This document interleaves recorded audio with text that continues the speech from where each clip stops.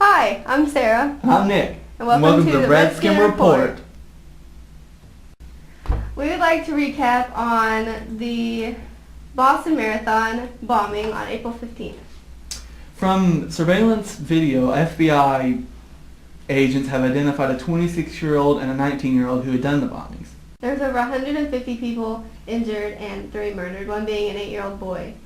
There was 27,000 people running in the marathon. Yes, and the FBI discovered who these people were and they found them, but in the meantime they had killed an MIT police officer, and one of them was shot down, from what I understand, with an IED attached to him, and then the other one got away somehow. I don't know how you let a bomber get away.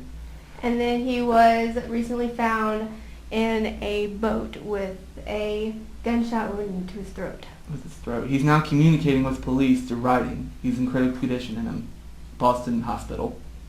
The suspects are being charged with use of weapons of mass destruction. The 2 suspects are brothers whose family are from Chechnya, an area in Russia where Al-Qaeda's presence is well known about. Shawnee's own track coach, Coach Kittell, was running in the Boston Marathon. We're going to kick it over to Reagan with an interview with. Hi, I'm Reagan Brown. I'm here with our high school track coach, Mr. Kittell, who recently ran in the Boston Marathon. Can you please describe your experiences with that? The run or the other stuff? Well, both. Both. Run was pretty good. 26.2 miles, a lot of hills. It was really fun until the very end. I finished 3 hours and 33 minutes, and then about 45, 50 minutes later, that's when all the other action happened. After you cross the finish line, and you go through a series of probably about 3 city blocks where you get something to drink, something to eat. They give you your medals. Then you have a bag pickup where you pick up sweatshirts, keys, cell phones, whatever you left with them at the starting line.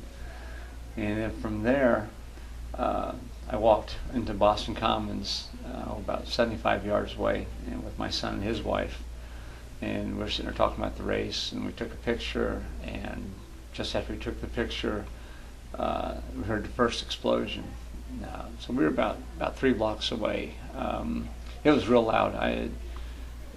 I turned and looked to the direction of the finish line, which you couldn't see because of the buildings. Then we heard a second explosion. I knew what it was right off the bat. As a kid, we used to use dynamite to blow up tree stumps out of fence blinds, so the sound was something I'd heard before. And so the first thing I thought was, hopefully it was like a gas explosion, because that could be anywhere within 5 city blocks. And if it was terrorist, I knew it would be at the finish line. And so we started to leave, and everybody around us was still milling around like nothing had happened. And so we started heading across the Boston Commons. We got about halfway across the Commons, and the fire trucks started flying by, and the police cars, and then I knew what it was. And we went to the Metro, which is the subway, and they were evacuating that. People were coming up out of the subway. Still, no one knew what happened. And we jumped in a cab real quick because we were staying in Somerset, which is about 4 or 5 miles away. So we jumped in a cab, and just as we got in the cab, he turned around to leave, and that's when we heard on the radio that they'd had 2 explosions at the finish line. So that time we knew exactly what happened. Yeah. How did you feel when it went off? Were you scared, or? No, because it's surreal when you hear it. Just hear it. I mean, most people who saw it on CNN stuff, they got a better view of it than I did. Because when I turned and looked, you saw nothing, because the type of explosion it stayed close to the ground, and it was white smoke.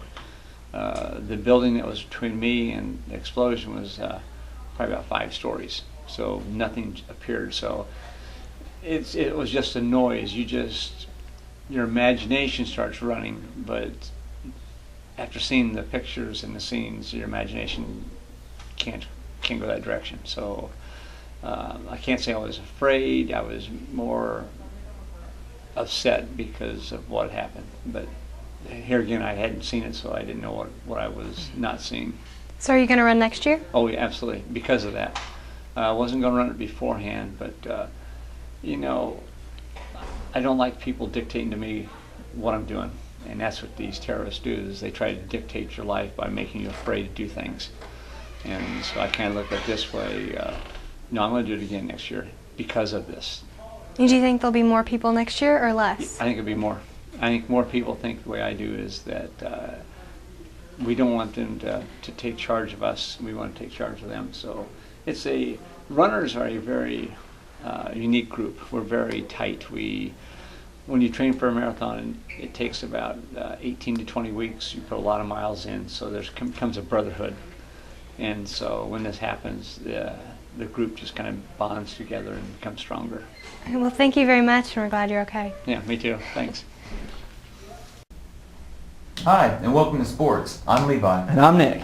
Well, we were going to have an interview with Mr. Pitts, but he was unavailable. But as far as we know, the baseball season is going very well. We've beaten Goreville, and we're doing pretty good so far. Nick?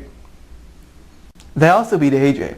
We were fortunate enough to get an interview with the high school girls coach, Coach Jamie Nash-Mayberry. Let's take it out to the field. Yeah. All right, so I hear you have an exciting win against Delta last week. How did that happen? Yeah, it was pretty exciting. We played Delta, Missouri, and in the bottom of the 8th, Valley Reynolds actually hit a triple. She was on third, and Coach Bachman and I met together, asked Summer, can you lay the bunt down? She had confidence in it, and we did the suicide squeeze play. Summer laid the bunt down, Valley dove into home, and we won the game in the bottom of the 8th by 1 run. So what was the score? The score was, I think it was 8-7. 8-7. I think so. That's good. So how do you think your next game will go? Well, we're getting ready to play Dongola, as you can see in the background here. Last time we played them, we actually took them into eight innings as well. We won by 1 run, so we're hoping to this time, no, I take it back, actually we won by 3 runs in the bottom of the 8th, so we're hoping to do that again. We'll see. We'll hopefully have another win behind us. All right, well, thank you very much. You're welcome. And just for a recap, the Lady Reds did win that game against Dongola. Reagan Brown hit Bethany McMahon in the 8th inning for the winning run. Next, we have an interview with Coach Pender and Coach Hutchin with the junior high track team. I'm here with Miss Shanna Pender and Miss Terry Hudson, our junior high track coaches. And I hear you have a track meet tomorrow. We do, and it's at AJ. And how many teams are competing in that? We are having 12 teams tomorrow. How many participants do you have this year at track? We have 23 students running, and we have enough students this year to fill all of our events. And last year we had to skimp on some things, but this year we've got a full roster. So. Well, that's good. How do you think you're going to do? I think we'll do okay. We're young and somewhat inexperienced. We only have 2 8th graders, but as long as they improve from the beginning to the end, I'll be happy. Sounds good. Well, that's all we have with junior high track. And now it's Levi with the weather. For the weather Friday, it should be rainy again throughout most of the day, and we should have a high of around 69. Now, going into the weekend, it should be cloudy, but the high will be still around 70 on Sunday. That's all for the weather. Now back to the day. I'm Sarah. And I'm Nick. And And that's that's all it for for the Redskin. Redskin